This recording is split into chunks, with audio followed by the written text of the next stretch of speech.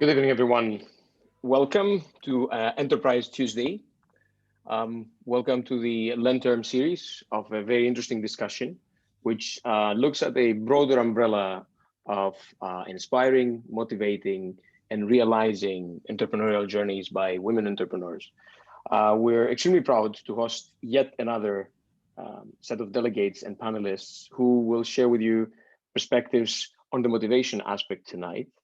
As the academic director of the Entrepreneurship Center, I'm much more than delighted that we're able to pull off every year the Enterprise Tuesday events and bring to you as much as possible awareness and inspiration around the concepts of entrepreneurship. And I'm particularly pleased for the series that's taking place during Lent term. If there is something that I had the honor and privilege to discuss with our panelists earlier on and with many other panelists on similar discussions, empowering women economically and empowering women in their entrepreneurial journeys is something that needs further attention. And as the Jazz Business School Entrepreneurship Center, I think that it's only fair to say we should put our own effort towards that direction. We have a great chair for this evening that I'm going to be introducing in just a second. Let me remind everyone that the webinar is recorded. The chair at the end will handle also the discussions and the Q&A that hopefully is going to make everyone learn more throughout this process. Without further ado, I'm going to get out of the way since the topic is much more interesting and important than what I'm telling you exactly right now. I'm very glad to introduce you our chair for the evening, Rebecca Hill, who is the founder of Wise Sherpa, but somebody who has been long into this journey of discussing, empowering, and supporting all kinds of actions and efforts to bring forward to light economic empowerment of women. I mean, one of the things that stands out, apart from the fact that she had a long career in many major global professional organizations, between which the Ernst & Young, trying to lead programs for people and organizational change. One of the things that really stood out for me while looking at this amazing resume is the fact that she has been the UK delegate to the Women 20, an official group as part of the G20 effort, with quite some significant contribution to that. She's also an advisor to many large organizations in terms of leadership and management. And she also mentors, coaches, females, business owners, and leaders in larger, medium, and small organizations. I don't think I need to say much more on this. I think Rebecca is at the helm this evening. Rebecca, many thanks for actually agreeing to do this for us tonight. I'm looking forward to a great discussion. The baton is over to you. Oh, thank you, Stelios. I'm blushing slightly. I'm feeling the heat of my face from South London, where I'm joining tonight. And I'm so delighted to be here because this is really an absolute, it's an absolute pleasure to be able to talk about one of my big passions with a group of inspiring female founders and entrepreneurs. So as Stelios said, this is the second of three events that we're having in the series called Journey from Zero. And we're going to be looking at the topic of motivation today. Last week's was on inspiration, and we had a great group of female tech founders. What I'd like to do, and they were pretty broad range from across a number of different countries, what I'd like to do tonight is bring it a bit closer to home. And we've got three founders who've joined us today, and they represent sectors like food and education, and then policy and lobbying and finance as well. So we know that female entrepreneurs create businesses predominantly across what we call the 3 C's, which are catering and care and cleaning, as well as retail and especially e-commerce. And many of these sectors have been really hard hit by the pandemic.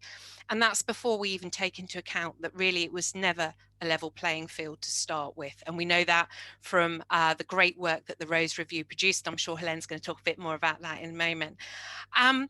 But we also know that, women are, that they are not victims. They're creative, they're skilled, they're resourceful, and they're building thriving businesses that are adding real value. And particularly, many of them are social impact businesses. So, and I know that the panelists are going to have quite a lot to say about that.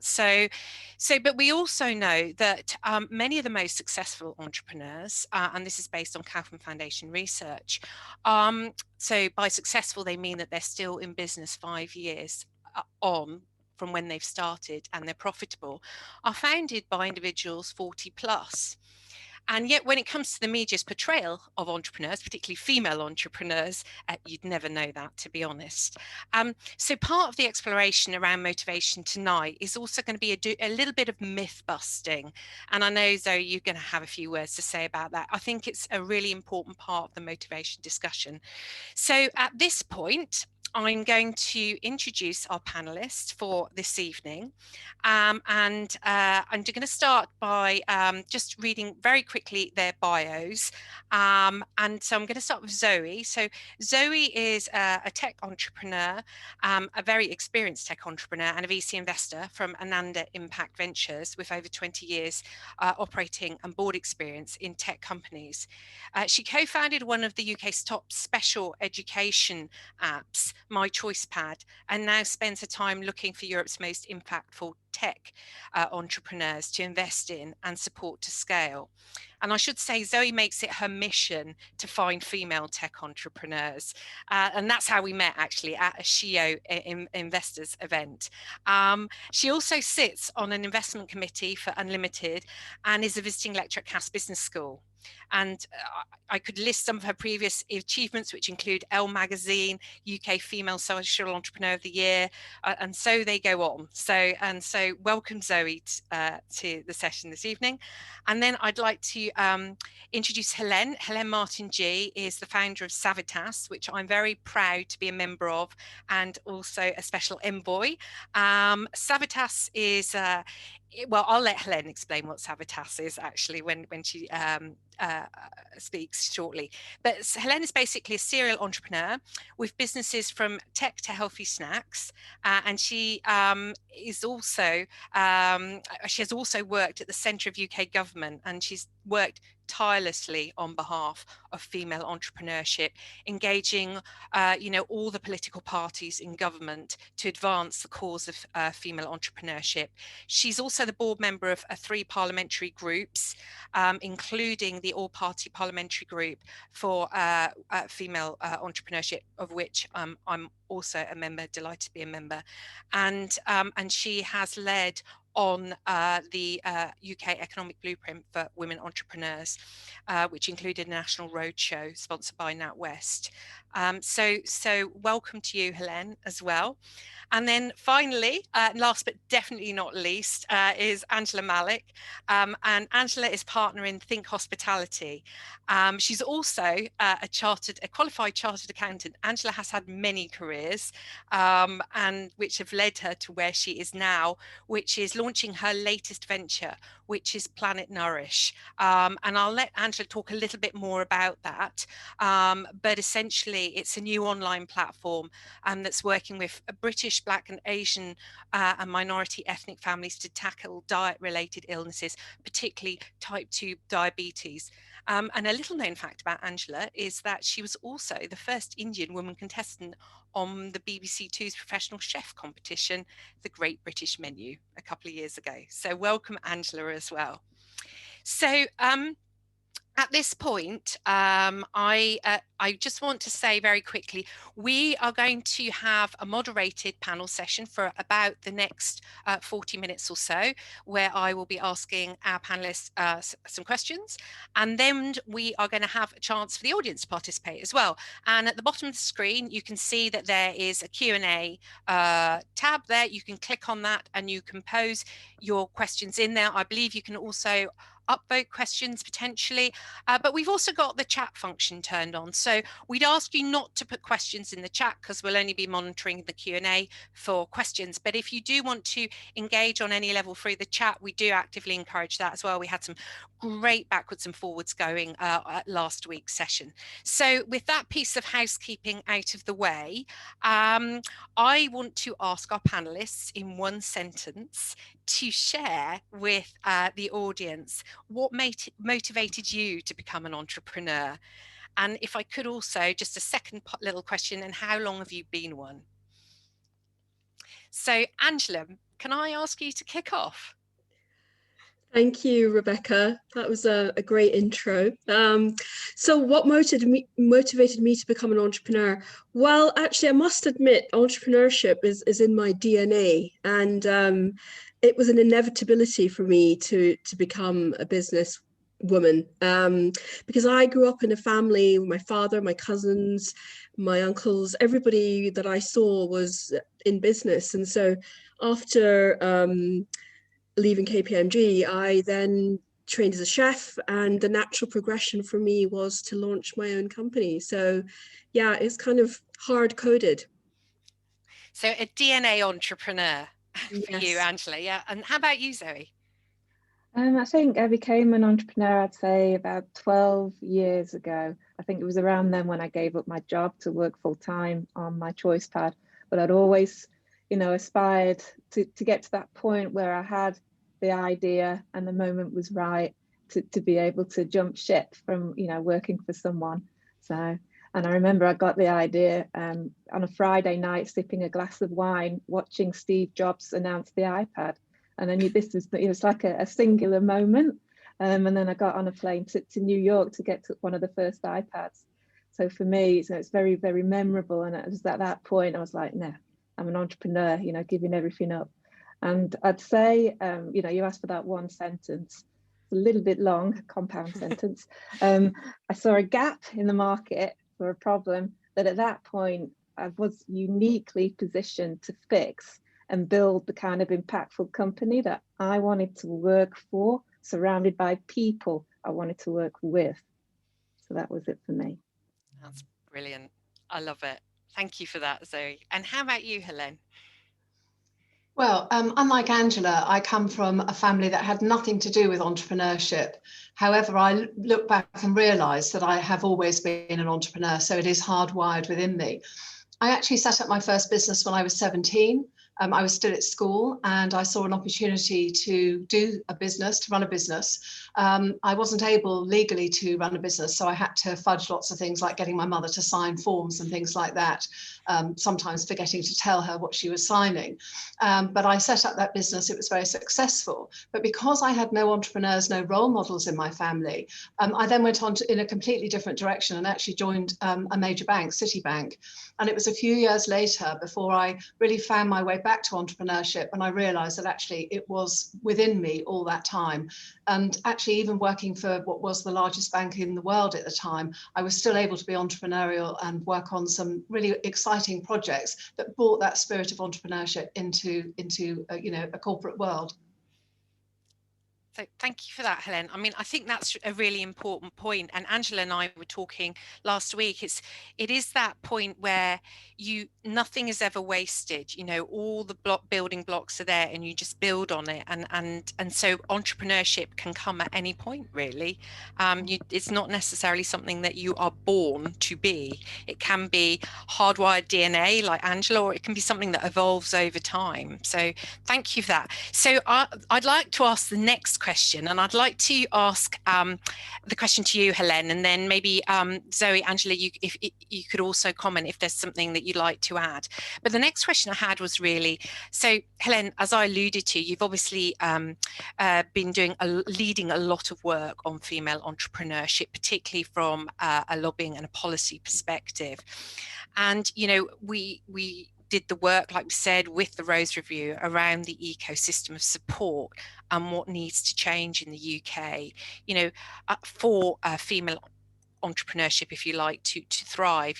So what are your key observations around female entrepreneurship and them and the motivations of women, and how might that differ, if it does at all, from men? Thank you, Rebecca. I think it's a really good question. I mean, entrepreneurship is different for different people. And I think entrepreneurs have all sorts of motivations taking them to entrepreneurship. Generally for women, from the roadshow, and just to explain, the UK roadshow went to 6 different locations all around the country, and we listened to hundreds and hundreds of entrepreneurs, getting really ideas from them about what they were looking for in the type of support, what motivated them to set up their businesses. And often for women, I hate to generalize, but often it was fitting around lifestyle, and that was a real push factor. They were looking for that flexibility. But we did see that for lots of men as well, and increasingly for young people. Rebecca also touched on older people, older women, and at that stage of people's lives, that was definitely a factor, that they were looking for something that fitted around the lifestyle. So in terms of motivation with the economic blueprint, as Rebecca said, that was supported by NatWest, and it was a US model that we at Pink Shoe at the time, now Savitas, brought over to the UK. And our key aim was really to motivate women and encourage them to scale up their businesses. And what we found was that it hadn't always occurred to women entrepreneurs, women business owners, that they actually were entrepreneurs. To them, it was just their business or what they were doing. So whilst they'd been motivated, I think a real key was actually around seeing a need, seeing an opportunity or a problem, and then having an idea of a business that would come up as a solution to that problem. So that was really an area where they were most motivated. Also, I think really when women look at the businesses that they're running, they really want to have an impact. We know from microfinance that women in a society will improve the whole society around them if they set up a small or a micro business. We found that with female entrepreneurs. Another key aspect of the economic blueprint, which came out of the roadshow, was that women were looking for their information to be delivered differently. They were more likely to go to official sources, but when they got there, they didn't find it was particularly accessible. So they were looking for something that perhaps fitted their lifestyle, fitted what their motivations were more personally, so that they could access that. So one of the ideas we came up with was obviously a mentoring program, more role models, that challenge of see it and be it. So those are some of the key drivers that we found from the economic blueprint and the roadshow. I hope that's helpful. Thank you. No, that's really helpful, because I was thinking about problems and solutions, and I was thinking about Zoe and Angela and the businesses that you founded, and clearly you have founded your businesses because you saw a problem that you thought it was important to solve. So I don't know if you would like to add a bit to what Helene has said, around female entrepreneurship, maybe the differences. Do you perceive differences between men and women around motivation? Angela, do you want me to go? I was waiting. Yeah. I think for me, I have probably had 20 years of entrepreneurship, and when I look through the arc of life, what motivated me for my first business was actually quite different to Planet Nourish, which is very much sits in the problem solution. What difference do I want to make to the planet? And for me, there's sort of a difference between running a business and being an entrepreneur. And my first business was pretty much like Helene described. It was looking at how I could build something that would feed my family. I could look after everyone. I'm a single parent. And I suppose it comes from a drive of, this is what I need to do to earn a living. And yes, I want to be successful, but actually it wasn't about huge scale or world domination. It was about security and stability and being able to pay the bills and the school fees. And as a result of that, I think what happens is you don't really understand what think big is. And for me, it's taken time, and going off and doing an MBA at Imperial College London and realizing, well, what we actually need as women, in a way, I think, is the support and the encouragement of I call it your personal board, but being able to pick and knowing how to approach people, advisors, mentors to be able to create a vision, which is really powerful. Thanks for that, Angela. Yeah, I mean, I think that is a really interesting point that you touch upon, the vision piece as well. And I think that has come through in some of the work that we've done, hasn't it, Helene, around the vision and the ambition piece. It's not that women are not ambitious, but if you can't see it, you can't be it. Yeah. And so maybe that's a really good point for Zoe, for you to come in, because obviously, you know, you are inundated by male entrepreneurs seeking financing. And so what are your thoughts around the motivation piece and women in entrepreneurship? I mean, I think where I was coming from was I'd spent the first 10 years of my career working in publishing and then going to work for a charity. So I don't know how that happened, because I went, you know, to London School of Economics. I wanted to become an investment banker, was very money motivated, having come from a background where there was no money, you know, free school meals, single parent. I just needed to earn money to be able to send back home to my family. And I ended up working in these industries which were female dominated and paid absolutely rubbish. And I was like, well, you know, I was going to be 30 and I was like, how am I ever going to earn any money? I need to be able to break out of this cycle.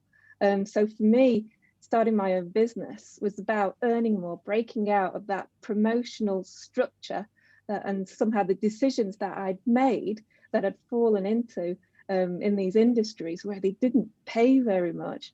And I wanted to be rewarded for taking risks. And obviously the learning disability charity I worked for, I wanted to raise the profile of that. But personally, I wanted a less predictable life, a life less ordinary. I was just burning with ambition. All the things, you know, that my school teachers said I was capable of, and I don't know what happened to me in my 20s. It's like I took a step off the gears or something. And I wanted to get that back. I was like, is this life? You know, is this the rest of my life like this? This is not how I thought it would be. So I remember being on a radio program when I set up my first company. And I explained it was in my early 30s. And I said, yeah, it was like as a snake needing to shed its skin, because it literally was like that. I turned my whole life upside down. Everything went out the window at the same time that I set up my business. And it was like an entirely new start for me. Very kind of emotional and dramatic. Didn't mean it to be that way. It was just, it really was like a new person came out of the other side. But yeah, so that, lots of motivation, very hard to unpick all that. Sorry, Rebecca. No, not at all. So much going on. And I guess because you do see so many male entrepreneurs versus sort of female entrepreneurs, I am curious to know, you know, do you see a difference in the motivators? I know Helene touched upon what we sort of the data we collected from female entrepreneurs, but do you see a difference?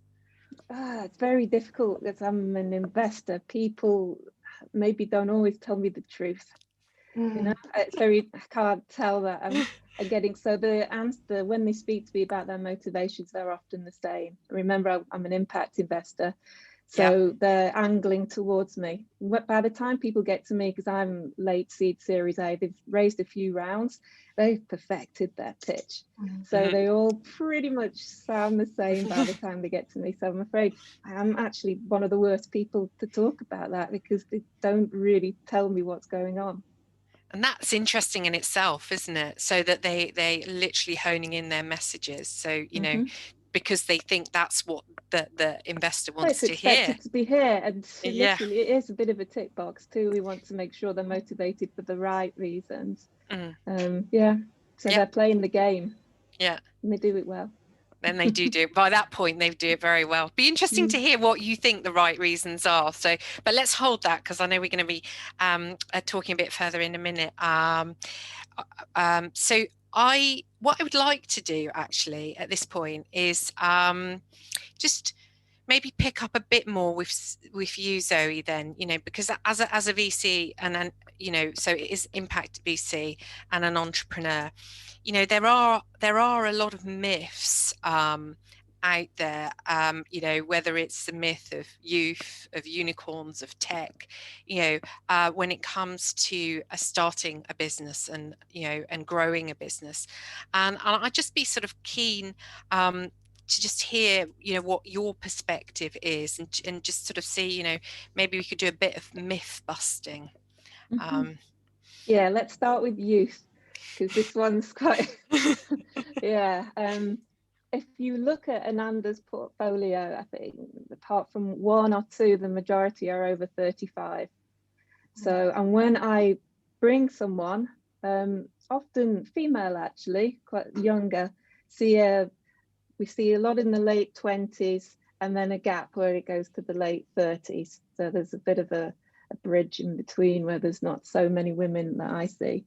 And in the late 20s, when I present them, the rest of the team gets very worried, because the level of work experience, the networks, we're B2B, and the sales experience in that regard is often quite limited.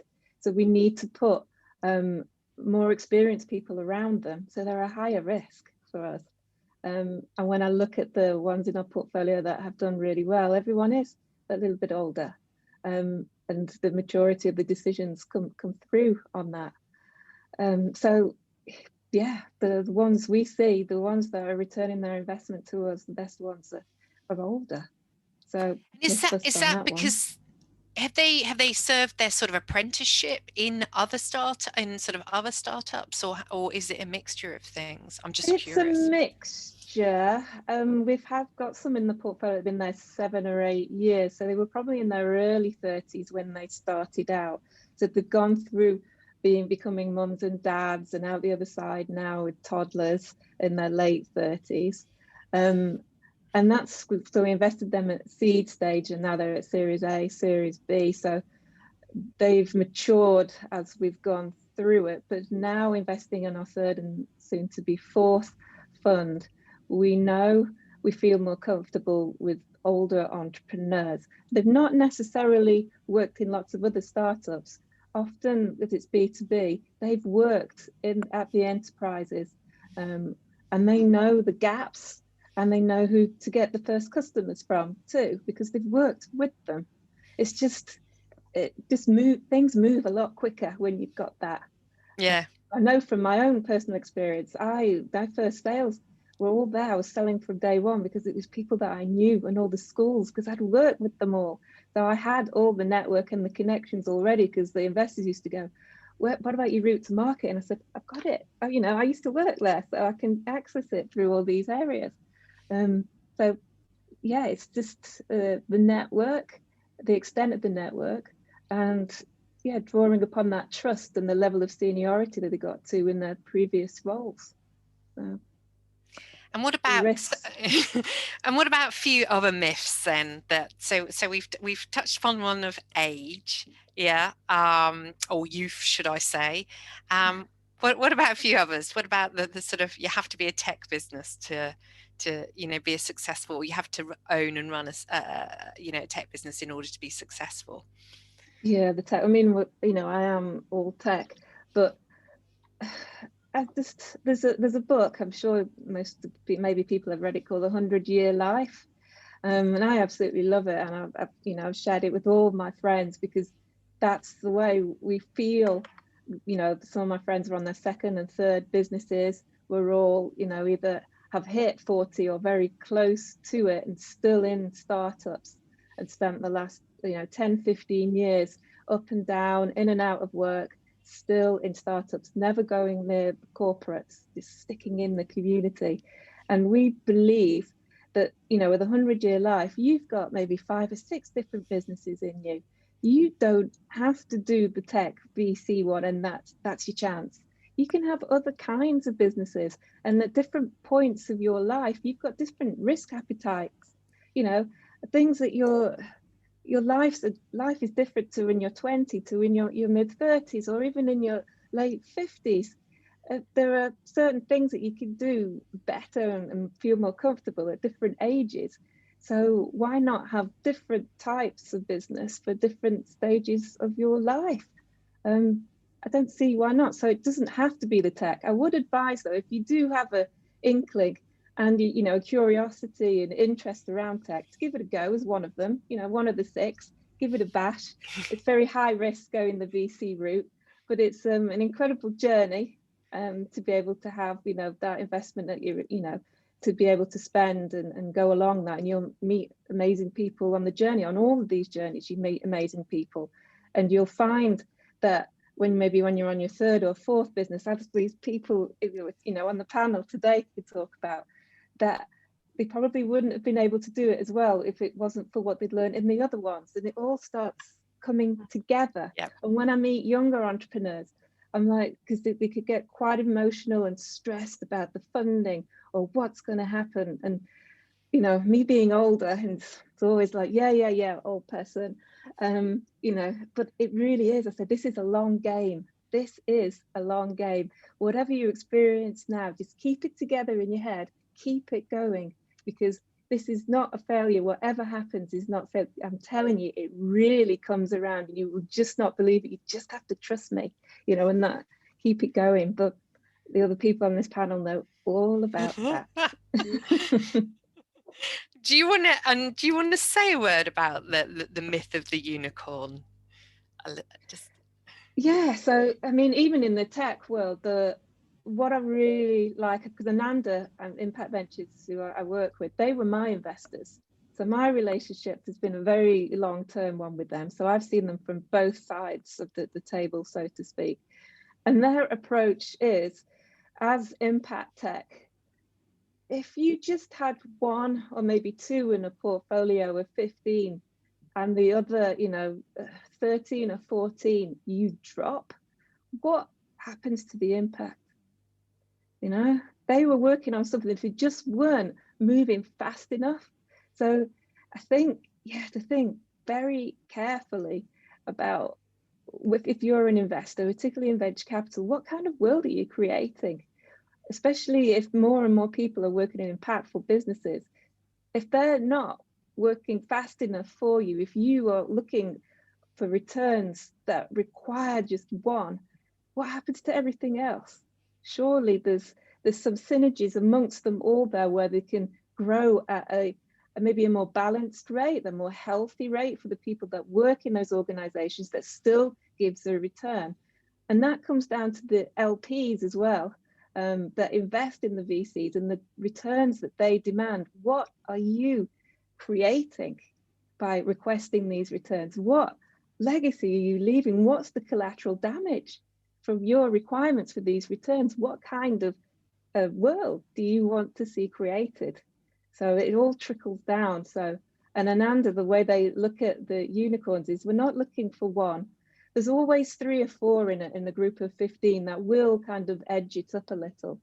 And maybe we'll have 2 or 3 failures in that 15, and that's fine. But to write the rest off, that's not the way that we look at it at all. So I think we need more investors that are not just looking for the unicorns, but that comes down from high. And pension funds have a big role in what's to come in that regard too. And I know there are movements with the Impact Investing Institute moving around that to try and influence those with the pots of money to take a more measured approach and more impactful approach to the returns. Thank you, Zoe, because I suddenly had a moment where I thought we've indulged in quite a lot of jargon, haven't we? And I do went, and there's no smartest, yeah. And I think we should just, for those who may be not so familiar with the terms, maybe can you just describe very quickly what a unicorn and what an LP is, just so that. Oh gosh, yeah, unicorn. Yeah. This is that's worth over 100 million. Actually, in the UK, most companies sell between 30 and 40 million in tech. So you're looking at something that's above and beyond what happens in the UK naturally. So the kind of things that you have to force through to get to that kind of valuation and revenue often causes a lot of mental health issues, let's say. And LP, yeah, that's really jargon. Limited partners. These are investors in investors. So these are the pension funds, the family offices, the foundations, companies, you know, corporations like Big Society Capital, where all your dormant bank accounts money is left, you know, putting it into good things. And the British Business Bank, they're a big funder in the UK as well. They're behind most of the VC funds. Hope that helps. Thanks for that. And so I just want to pick up very, very quickly, because it would be great if Angela and Helene could comment as well on what you've just said. But just very quickly, I'd be remiss of me if I didn't just pick up on that point around what are VCs looking for around motivation? How, you know, just very quickly, your thoughts on that when you know, founders come and pitch to you. What are the sort of things that you're looking at, or looking for, should I say? So we always ask, and we get different answers. We say, are you an impact entrepreneur? And I think my answer was, I didn't start out as one because I wanted to create, you know, a for-profit company that actually built technology that was scalable and did an enormous amount of good. And then I got labeled as one.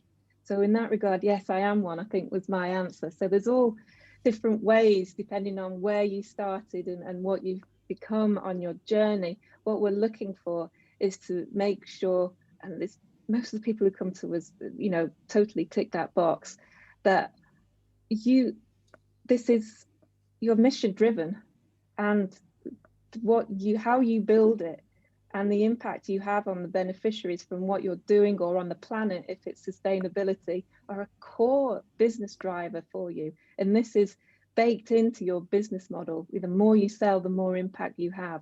And that is driven by you as a founding team.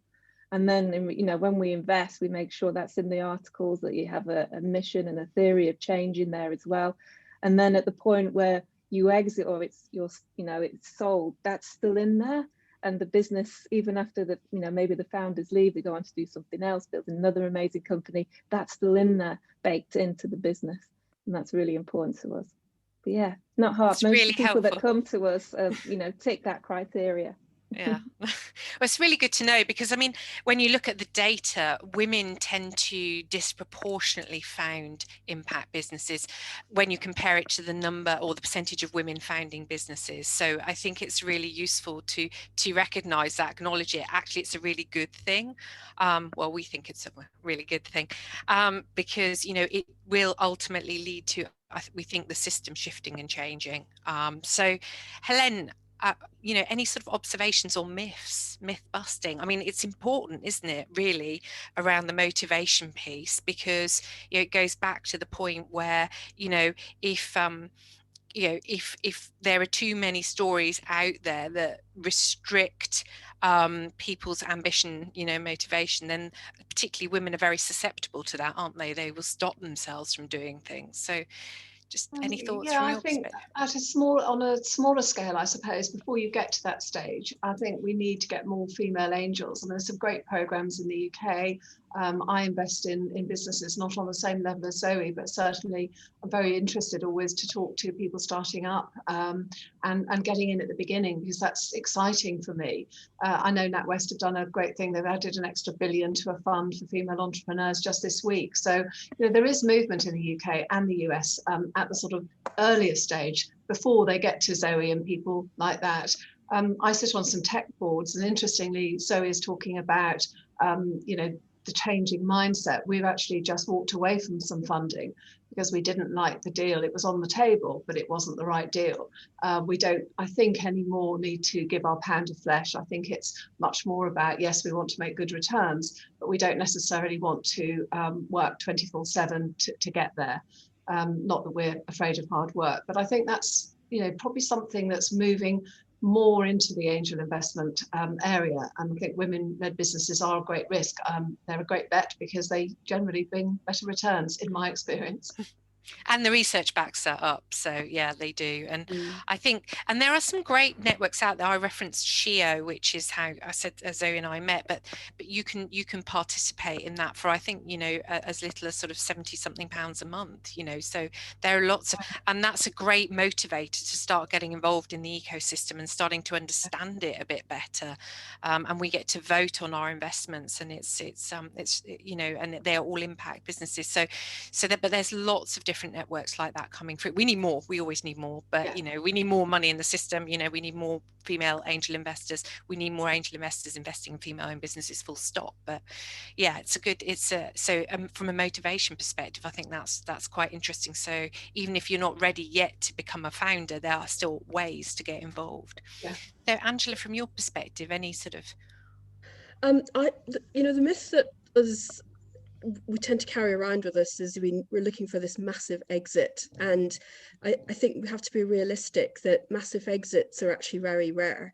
And I remember reading a book by Duncan Bannatyne, who was one of the dragons, and he told his story that the first exit he ever did was for about £18,000, and he had this little group of ice cream vans which operated in a city in Scotland, where I'm from.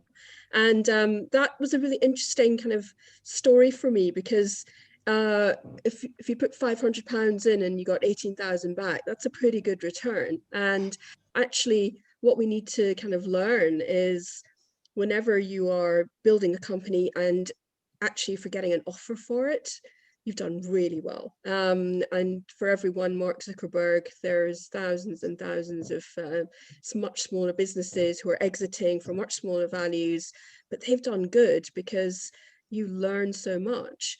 And I've had a number of really horrible experiences with angels and VCs, and you realize that there's lots of different types of money out there as well. So there's kind of dumb money and clever money and good money and bad money, and it's actually people that's the most important thing that you need to look for. And how do you resonate with them, and do your values resonate? Because ultimately another description as an entrepreneur of an investor is that you will end up doing a lot of work, and generally the investor makes a big return. So you want to be sure that you're aligned, and any exit's a good exit.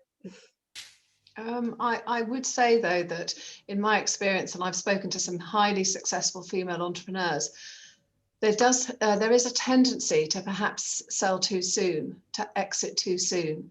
And I've been told that by many different entrepreneurs, male and female. So I do think that sometimes we really need to think twice before we exit. If you do it too soon, you can be kicking yourself in the future. Yeah, and I think that's a really interesting point, and that is something I would always say: talk to people around you, and don't kind of feel shy about kind of asking lots of questions, and trying to get in touch with people who perhaps have successfully exited and getting a cross-section of opinion.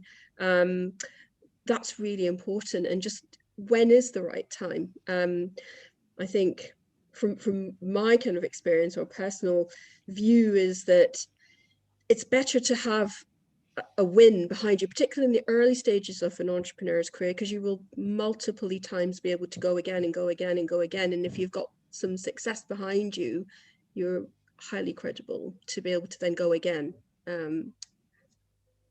Yeah, one piece of advice I was given was always leave some bread on the table for the people coming afterwards. So yes, you're right. I mean, it's a balance. And actually, that's quite an interesting point that you make there, Angela, as well, is sort of talk to people, because I can see I know we're not doing the Q&A till a bit later, but actually when I just have got it up in front of me, and one of the questions here, and it's from Kalpa Patel, is about, how can you access those sort of potential mentors, when you're breaking into possibly a new field, or if you feel you need a bit more help. And Helene, I wonder if you would like to take that, because I know there's a really exciting development that's coming through, isn't there? In this space, from the Rose Review. Yeah.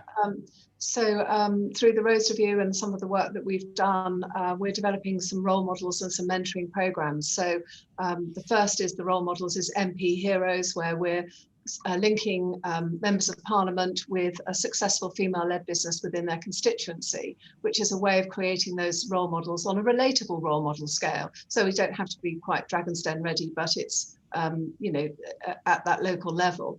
And the mentoring program that we're running, we have trained mentors within Savitas, and it's about helping women to grow their businesses, to scale them up, to be much more successful than they are.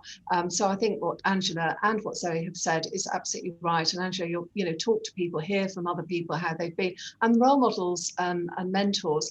Role models, it helps if we have more women out there who've done it and can talk about it. But mentors, I found some of the best mentors I've had have been successful male entrepreneurs. So I'm certainly not suggesting that all mentors have to be female. No. I think there's also, is there not, as part of the Rose Review, is there not a hub being built? There is, yes. Do you want Yeah, would you say a couple of words about that as well? Okay, so this is a way of matching people, I understand, Rebecca. So we're matching mentor with mentee. Is it being run in conjunction with Every Woman as well? I think it might be, yeah. So it's going to, and that is going to be very relatable and very accessible. And I think that it's not that far off, is my understanding, from being launched. But there are many different ways to get access to potential mentors. I don't know, has anyone got like an interesting, funny mentor story, story? Can I just jump in for 1 second? Yeah. On mentors. I mean, I kind of resonate with the question that Gulba has, because I think one thing that often gets ignored, particularly with female entrepreneurs, is, what is their background? What family did they come from? What were we taught as young women growing up? Are we taught to keep our head down, work very hard, and not ask for help? And culturally, coming from an Indian family, certainly my experience wasn't that we knew how to ask for mentorship or what that involved, and you didn't do that. And it wasn't until much later in life that I even knew how to ask the question, and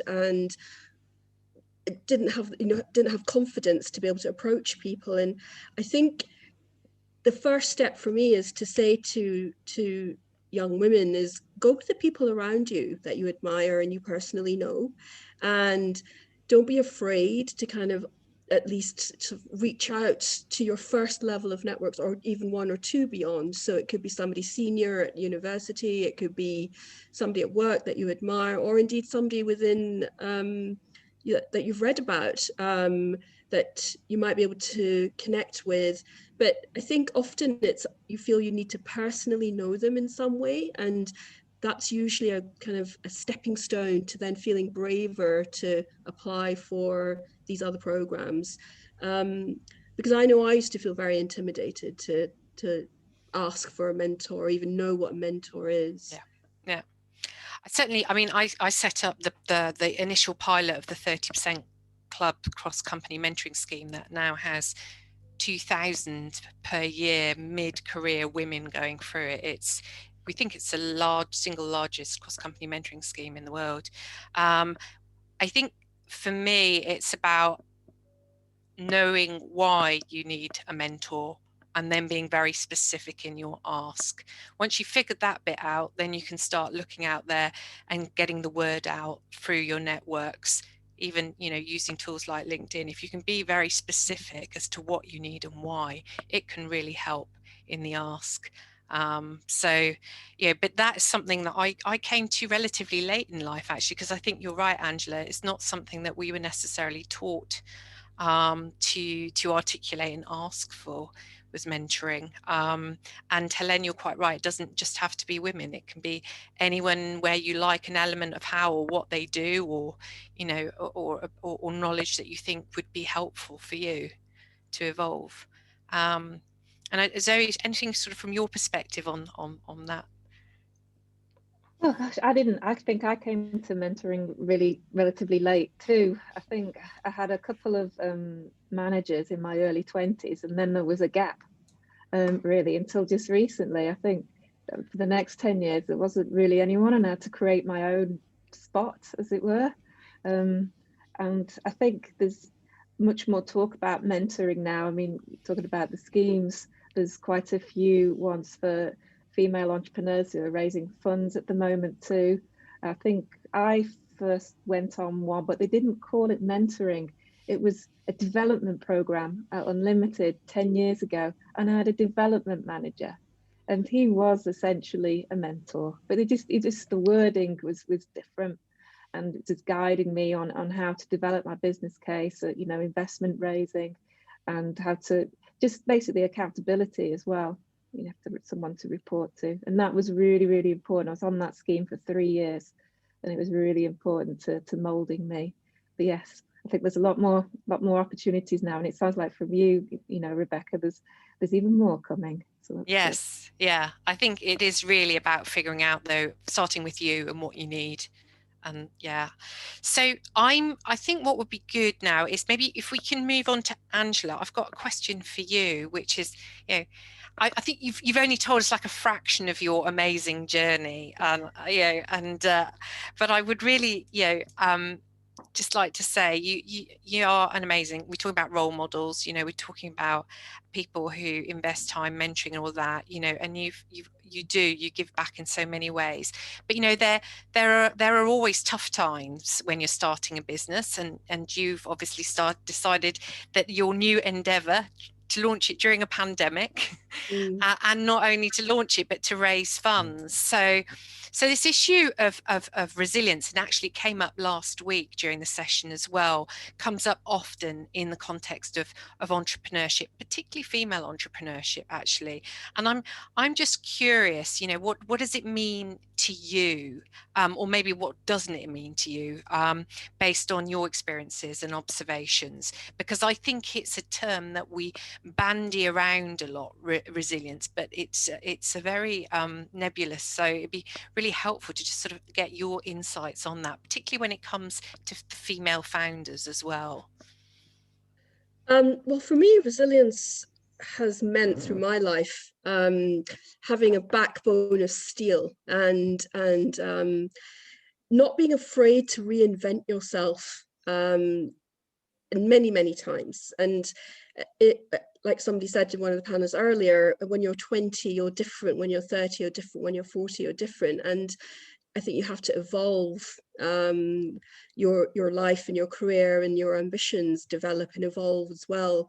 And so I think we were talking the other day, Rebecca and I, describe my career as a series of butterflies, and you're a caterpillar and you're kind of crawling around and you're thinking about what next and how am I going to build something.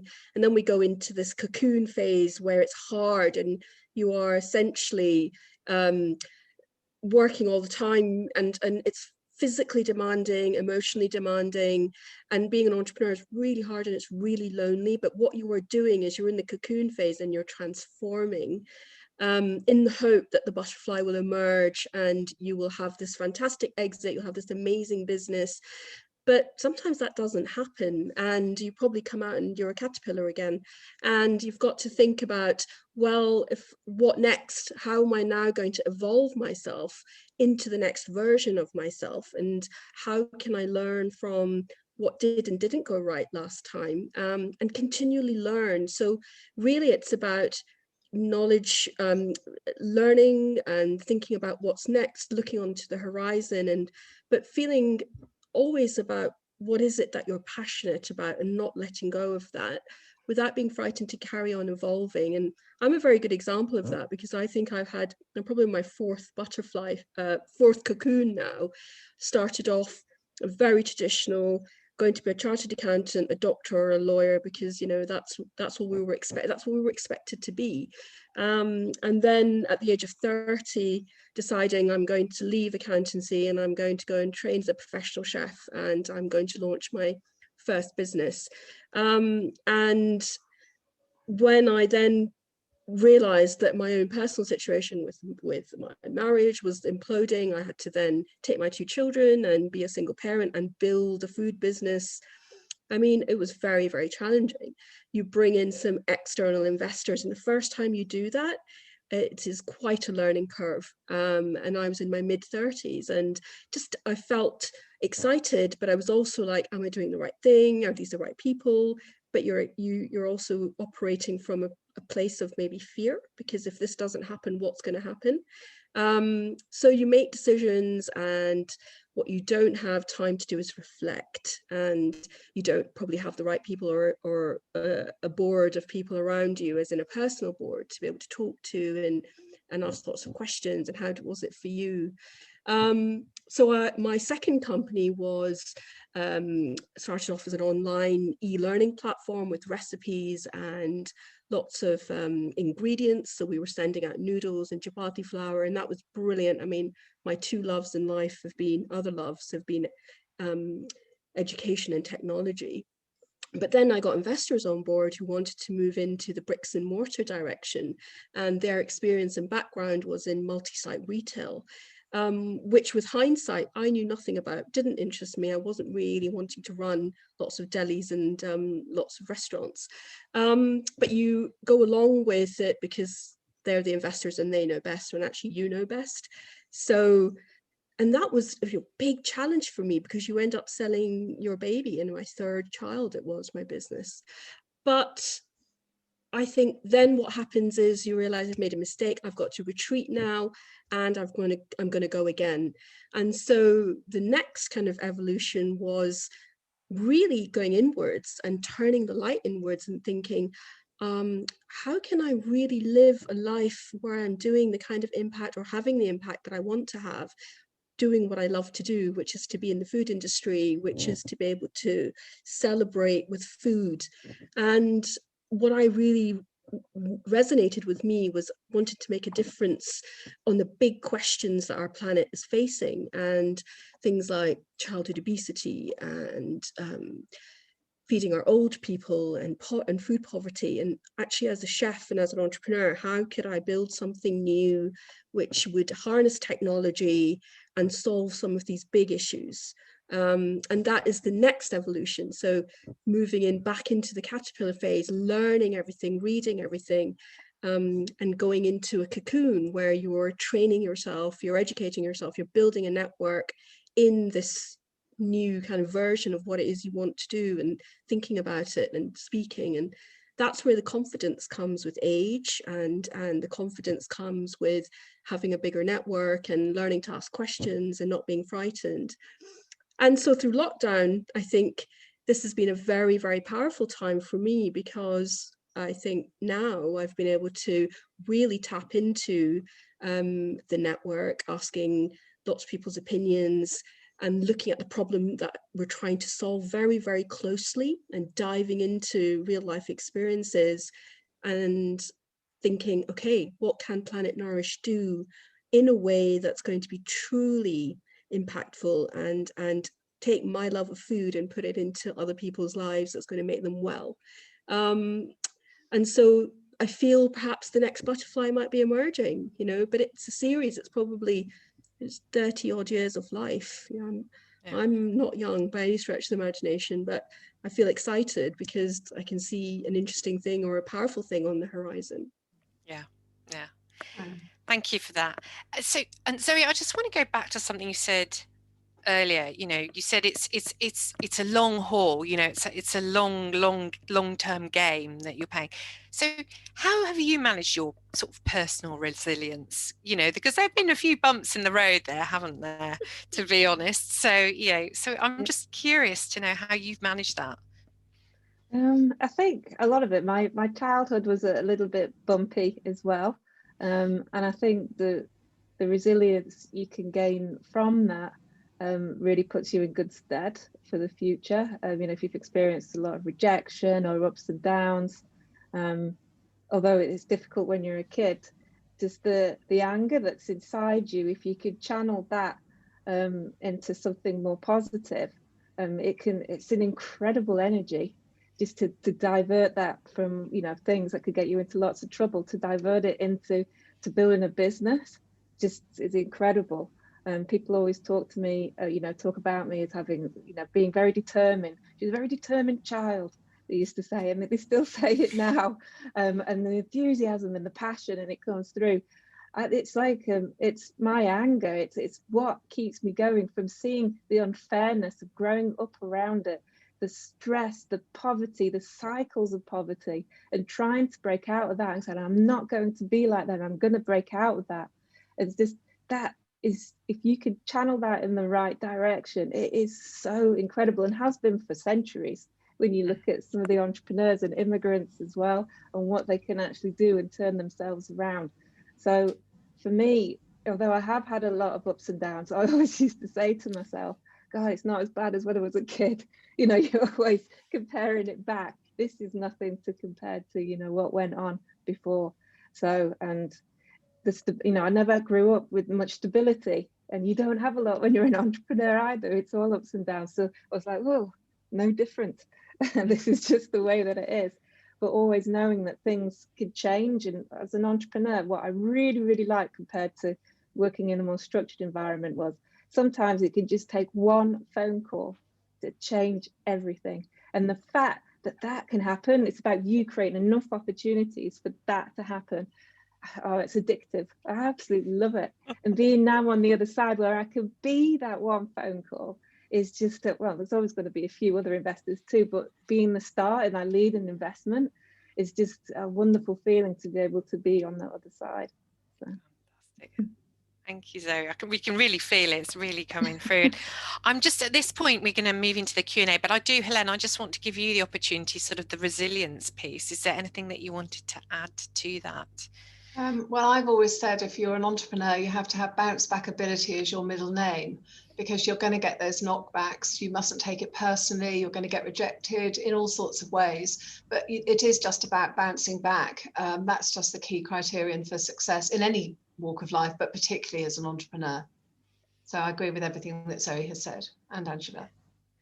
And I think one of the things that is really interesting for me is, you know, if you're not sure, if there's some people out there who are not sure whether they want to try it or not, I think the advice is, you know, try it and see, isn't it? Generally, that's what we say, because I think, you know, that you'll quickly find out if it's for you, and the resilience piece is a large part of that, you know, but if you don't try it, I guess you will never know. That's the other. I think quickly, I would just say the stability, instability piece as well. If you're a person that really likes to have stability and security in your life, then you will probably find the entrepreneurial journey challenging, more challenging than maybe somebody who is more used to instability, because I describe it like living on quicksand, to be honest. You don't really know what when you take the next step, what's going to happen, and is the floor suddenly going to disappear. But the highs are incredible, as Helene was saying, and Zoe, you know, it's but the lows, yeah, they're awful, really, aren't they? Really bad. And you can't have it all. And I just like to slip that in. As a woman, we had these great kind of examples of women who are able to, you know, have 4 children, great husband, great everything, and you have a great amazing business that operates on 5 continents. And yeah, it's an interesting one, but that's why this session's very much, I hope you agree, it's very much about keeping it real, making it really real, through real stories and relatable experiences. So at this point, what I'd like to do is just go over to the Q&A, and George has been very patiently, I think, waiting. He's put some interesting things in the chat as well over there. But so George has a question. So do any of you think that if you knew what you know now in your 20s, you would have had a different story by now? So that's part 1 of the question. And then part 2 is about what would your advice be to younger women in their 20s? So I don't know, has anyone got a burning desire to jump in on part 1 of the question? I don't believe in looking back with regret. I only look back with what I've learned and what I'm taking forward. So no, I wouldn't do anything differently if I look back in my 20s, when I left a very secure job in a major bank and decided to set up my own business. In an area in which I had no experience whatsoever. It was technology. And so I would not ever change anything. I've learned every step of the way and I've had an amazing time doing it. So no regrets. Yeah, I mean, if I could, you know, like in a moment, step back in time and time travel back to myself and bump into myself in the 20s, I'd just be excited for them and say, this is going to be one hell of a ride, you know, hang on tight. It's going to hurt, but the highs are going to be like nothing you've ever, you know, experienced in your life. It's going to be totally different. And I'd just be like, yes, you know, maybe I'd be more positive if someone, you know, if I'd been able to time travel. But yeah, I got myself out of my hole. That's the interesting thing, and nothing is ever, I always say nothing's ever wasted. You always capitalize on that experience. You know, even if you did feel you were stuck in a place that wasn't you, you know, you'd still use that and build on it. Angela, any? I love the positivity, enthusiasm. I think it's brilliant. I love it, Helene. I'm a little bit more pessimistic, actually. When I look back, I think in my 20s, I would say there's no stop. There's no alarm clock. No, there's lots of times to kind of, nothing's going to, you're not going to run out of time. So stop worrying. But I think when I look back, what I would really like to say to myself is surround yourself with people who encourage you to be the best version of yourself.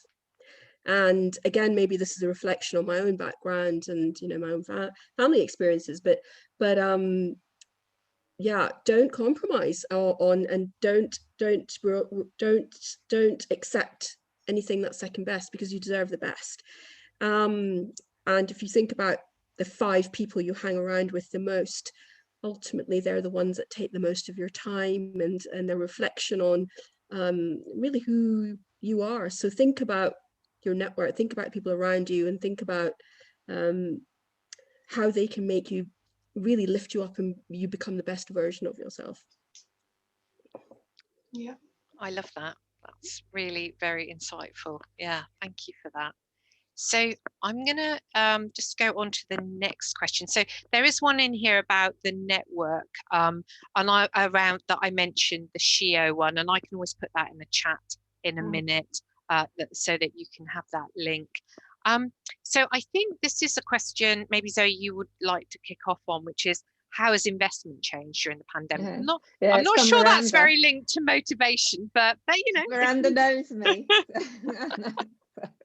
Miranda, has it changed? I was able to see more people, I think, from a practical point, which I think will, and a lot of other investors were able to see more people too, which should hold good over the next couple of years as we, you know, we watch those entrepreneurs progress. I think I counted the other day, and last year I did 95 initial meetings. That's a lot for us. We invest, you know, I did 1 investment last year. We normally do 2 to 3. So that's a lot. That's a high number for a later stage, not a pre-seed or a seed investor. That's a lot of meetings. So the fact that I got to meet so many more means the diversity of my deal flow is much broader. So I think a lot of other people would say the same too, because we're not spending a lot of time on planes or getting across London, which used to take our time up a lot. Assessment changed. Apart from that, I think the people are raising for longer, which is always a good thing. So instead of raising for 12 to 18 months, we're always very keen to see them through now at least 18 months and some 2 years, because we know that the rest of this year is a bit of a slow one still. So we want to make sure that they get this year done and another year, you know, before needing the next round. So I guess those are the main things that I've seen that changed. Good to see you, Miranda. And Angela, just as somebody who is raising funds during a pandemic, I'd love to hear your perspective. Yeah, really similar to Zoe's, actually. I have been astounded at the number of people that I've been able to talk to. At the beginning of the first lockdown, it was suddenly like we could almost get time with anybody you wanted to get time with, because we were all at home and everybody was still it was all very novel, and then a lot of people went on furlough, so it felt like it was much easier to get access to getting in front of people. And you know, this old kind of adage of you need to look someone in the eye and be in the room with them before you give them money. I feel that's kind of relaxed a bit as well. And I've seen so many deals happening literally through Zoom meetings. People are no longer feeling they need to be physically present with each other in order to raise money, which has been interesting to see. Yeah, it's an interesting dynamic, isn't it? How that has shifted, and maybe actually serves women better in a way, you know, because of the different, you know, sort of responsibilities that we might have in our lives. And so it is interesting that actually the pandemic in this context might have helped women a bit more. So I would like to just, there's a question in here about a list of mentoring schemes and opportunities that are currently available from Emma Price. So I think what we can do is certainly send out some ideas at the end of it, but I would just suggest that you, if you can, you get onto the Rose Review site, because the Rose Review report has a wealth of information in the back, in the appendices, of all the different networks that are out there that are supporting female enterprise. They've just done their latest report, which is specifically aimed at the financing of female entrepreneurs and VCs in particular. But the original report, the first one, has a wealth of information in the back as well that's well worth looking at. So, and I think there's just a few nice things in there. A nice quote there from Miranda about Cambridge is a great place to do risky things by Andy Richards. So maybe a bit of encouragement to everyone who is joining us today. So here's a question. If one is keen to start a venture but haven't found a great idea, what suggestions would you give? Go to places where there's problems. Just, you know, feel everything around you, what frustrates you. That's how I always did it. And then, you know, I did a business model canvas, trying to work out which were the ones most practical and most relevant to my networks, you know, unique positioning. What did I have that someone else couldn't do? But yeah, it's just feeling that the problems and what you're exposed to and how you would go about solving that. Yeah. I mean, there are a couple of accelerators, but I realise that they are geographic dependent, although a lot of it's currently being done virtually, that are aimed just at young, or not young people, but they tend to be at the younger age of the spectrum, who don't yet have an idea. So like the New Entrepreneur Foundation, which I do some mentoring with, where they come in and they start developing their ideas, and then there's potential also for meeting maybe co-founders and stuff. So there are some of those out there as well. But yeah, I think starting with a problem that irritates you, or that you're passionate about, is a good starting place for sure. Any other thoughts from Angela and Helene on that? I think if you look at the areas that you're interested in, so, you know, if you're in a job and you're not enjoying it, what do you do in your spare time? So looking around those areas of your activities, because I think if you've already got the spark of an interest, you're more likely to see the opportunity. And obviously you've got experience or an interest in that area, so you're building on knowledge you've already got. I would be wary about going into a totally new field, because as I think Zoe mentioned, coming out of a corporate environment where you know the clients, you know the business already, is a great head start. And for a first business, I would certainly say, look at stuff that you know, look for those opportunities, look for those problems that you can solve. Yeah, or go and join an early startup perhaps, who would love to have somebody that has that interest and that spark of energy, and learn and see how they're doing it, what problem they're solving, and that could spark something in you as well. I mean, I'm one of the lucky people that realized what they wanted to be when they grew up, and decided I was going to go and join the food world and be a chef.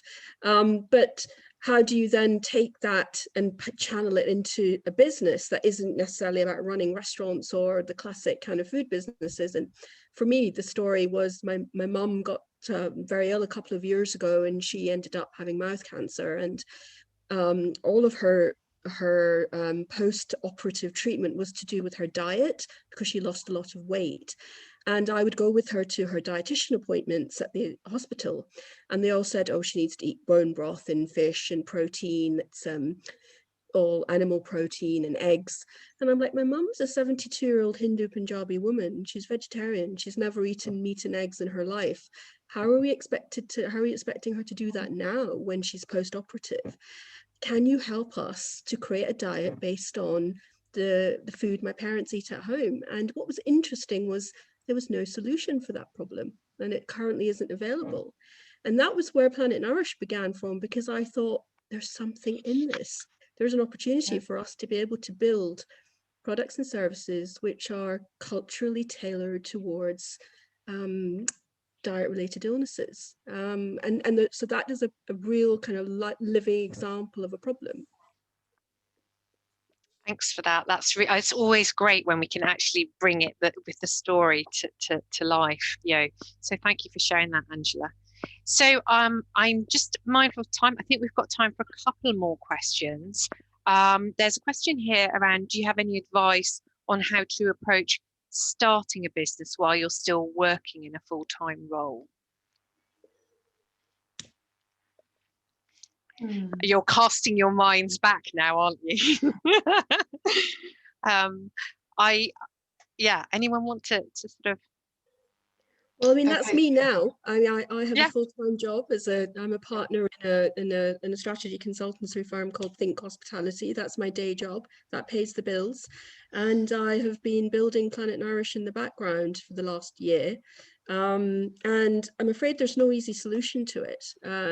It is tough. And I would suggest try not to go alone. And one of my key learnings from the first time when I did my first business was I was on my own, and I vowed I'd never do it on my own again. And so the first thing I did when I thought about Planet Nourish was thinking about who could be my other co-founders.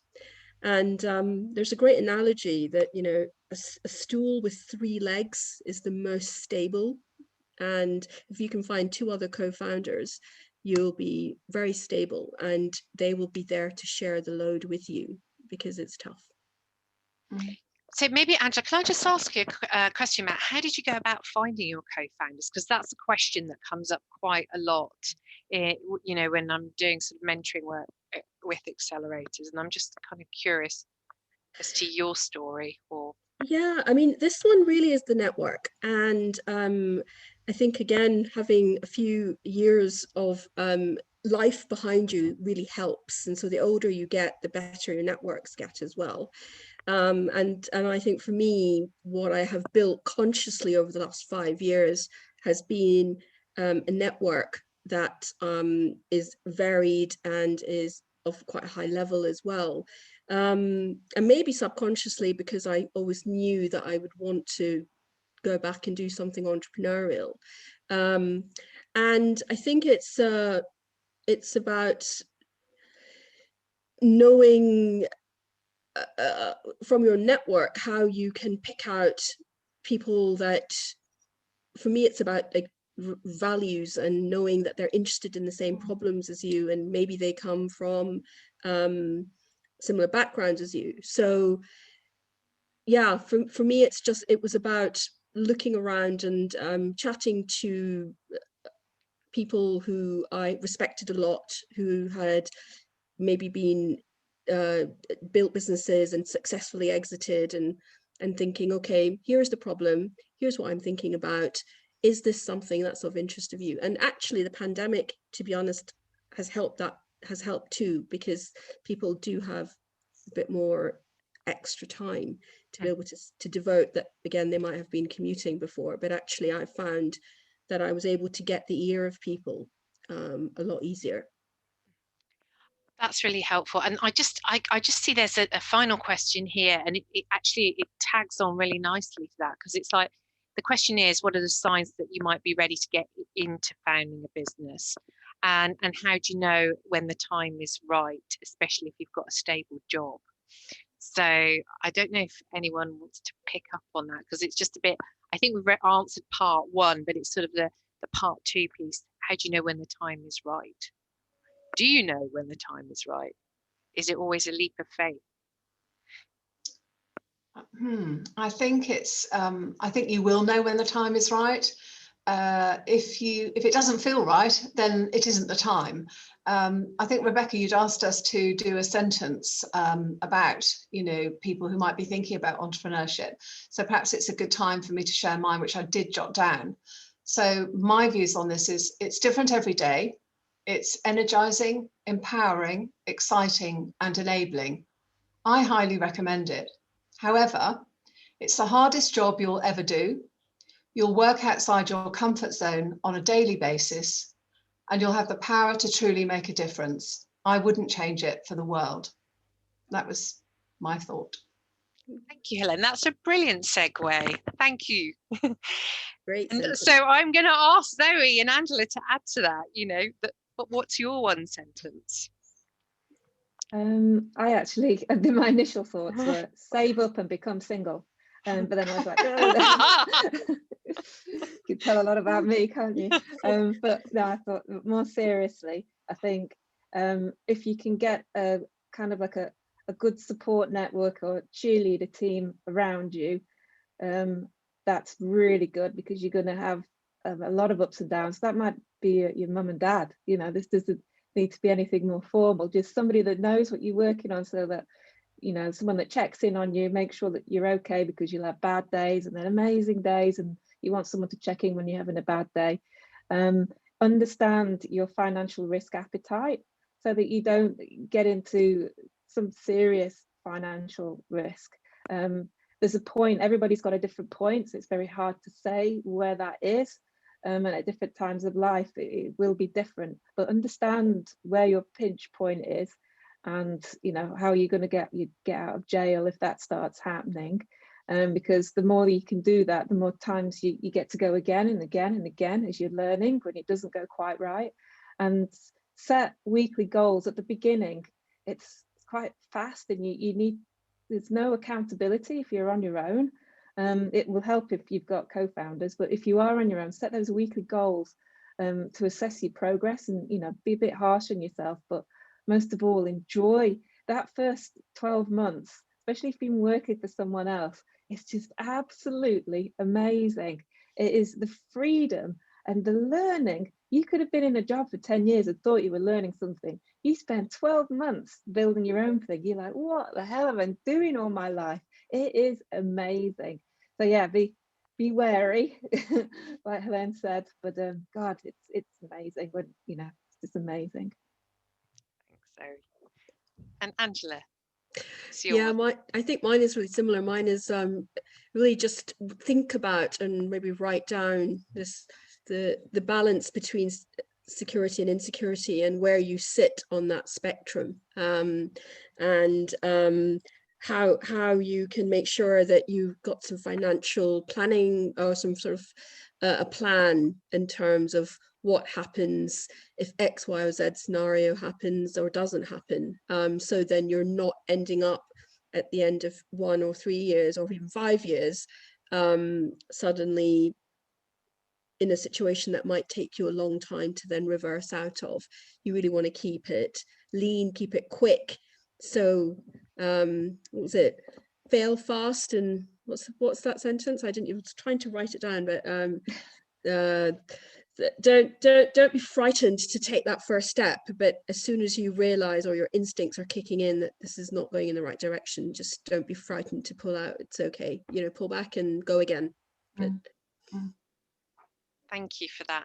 So I want to just say a couple of words. First of all, I want to say thank you to the panel. I'm so pleased that you were able to join tonight. I'm really proud to not only have this time with you in this sort of great context, but also to call you friends, because it's been, I think it was Angela was talking about the people you surround yourself with, and I count myself very lucky to be surrounded by so many talented women who lift others as they climb.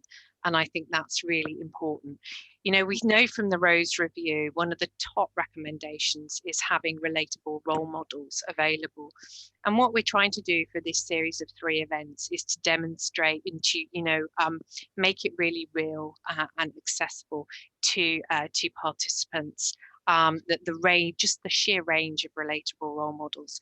Next week's session is going to be the 3rd in the series, and that's going to be chaired by Bina Mehta, who is an amazing role model again, and it's going to be on realization. So the first session was inspiration, this one was motivation, and next one's realization. So it's more the nuts and bolts of being an entrepreneur and building the business, the nuts and bolts piece.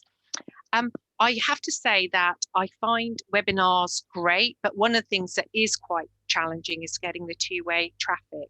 And so It's been great having all the questions coming through, but accountability, I think it was Angela, you picked up on accountability, didn't you?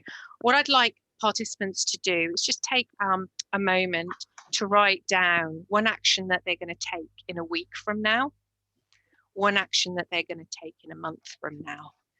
And then before they hang up on the call tonight is to make sure they put a little reminder in their diary a week from now and a month from now, and then revisit that when it pops up in their diary, because I think that would be a really nice first step around accountability. And at this point, I just want to say there's going to be a poll in a minute, and Claire, I think from Judge Business School, is going to be joining us to run the poll. So please do stay on the line to complete the poll. But I would just like to say thank you very much again to the panel and to the Judge Business School for this session. It's been a very engaging and insightful